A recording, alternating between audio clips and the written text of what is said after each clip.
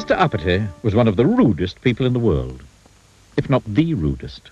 He was rude to anybody and everybody. So, of course, in Big Town, which is where he lived, he had no friends at all.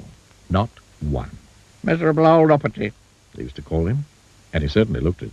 Now, as well as being rude, Mr. Uppity was also rich. Very rich. One of the richest people in the world, if not the richest. He had the largest, longest limousine in Big Town. He had the largest, longest garden in Big Town. He had, on the top of a hill in the middle of Big Town, the most enormous house. The biggest house in Big Town. And there he lived, all alone. Miserable old Uppity. One day, Mr. Uppity was walking in the gardens of his enormous house, when suddenly he heard a voice. "Hello," said the voice. Mr. Uppity looked, and there, in one of his hundreds of flower beds, was a goblin. "Are you not going to say hello to me?" said the goblin. "Go away," said Mr. Uppity rudely. "Oh, I know who you must be," said the goblin. "You must be Mr. Uppity, who's rude to everybody." Sniffed Mr. Uppity rudely. "Well, I know somebody who wants to meet you," said the goblin, and he skipped off, the way goblins do. Mr. Uppity's curiosity got the better of him. He followed.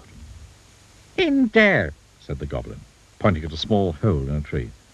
"Don't be silly," snorted Mr. Uppity. Oh, I'm not being silly," said the goblin. "Yes, you are," snapped Mr. Uppity. "I can't possibly get in there." "Aha! smiled the goblin. And then he said a magic word, known only to goblins, which sounded like wobbling, something like that. Suddenly, Mr. Uppity started shrinking. He shrank and he shrank until he was exactly the same size as the goblin. "Turn me back to my proper size at once," spluttered Mr. Uppity in a rage. "I shan't," grinned the goblin. And so saying, the goblin climbed through the hole into the tree. Poor Mr. Uppity didn't know what to do, so he followed him. Inside the tree, there was a staircase going down and down. It led directly to the kingdom of the goblins. "I demand to be taken immediately to whoever is in charge," said Mr. Uppity angrily. "Oh, you shall. So you shall," grinned the goblin. And he led Mr. Uppity through the streets of the kingdom of the goblins until they came to a palace. The goblin and Mr. Uppity passed through the gates and into a courtyard and through some more gates and along a long corridor and through some large gold doors and into a huge room.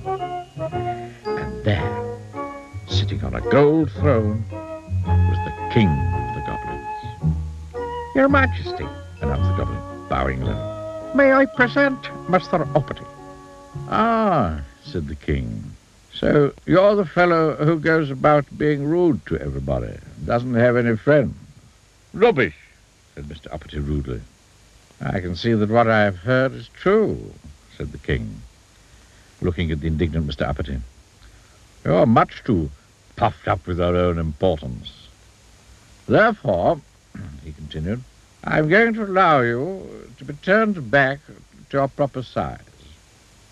But when you get back to Big Town, if you're rude to anybody at all, you will immediately shrink to the size you are now. Do you understand?"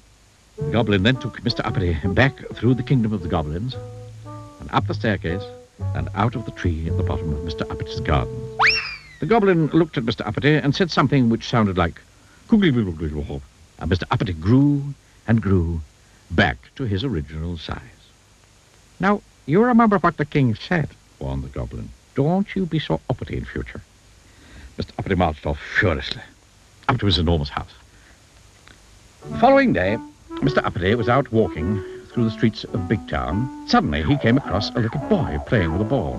"Get out of my way," snapped Mr. Uppity rudely. But as soon as he'd said it, you know what happened, don't you?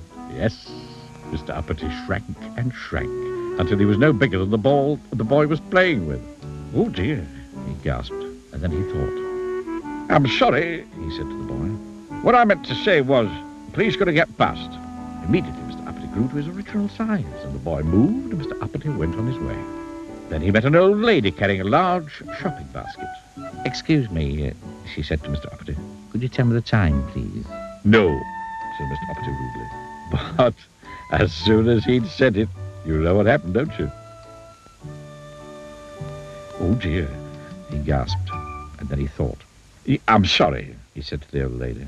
What I meant to say was, it's 11:25. Immediately, Mr. Uppity grew to his original size, and the old lady thanked him, and Mr. Uppity went on his way. Then he went and bought a newspaper from a man standing on the corner of the main street in Big Town.